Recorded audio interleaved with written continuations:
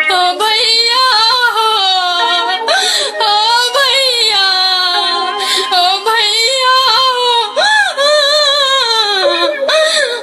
गे बउआ गे बउआ गे बउआ गे बउआ ओ भैया ओ भैया गे बउआ गे बउआ गे बउआ गे बउआ तू चुप रह, तोरा फेर मारलक उ साला।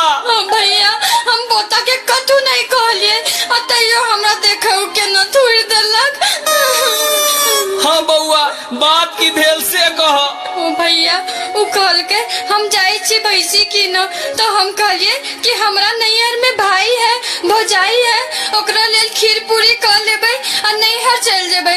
नैहरा में भाइयों खैत और भौजाइयों खैत, ताई लागी देखब ना उ लकवा वाला हमरा लाठी से पिटलक है। बाप रो बाप, उ साला तोरा फेर मारलक। तू चिंता नहीं कर, आबो दही ओकरा जूता से मारते मारते ओकरा मुंह पर चमड़ा खींच लेबे। तू नहीं कान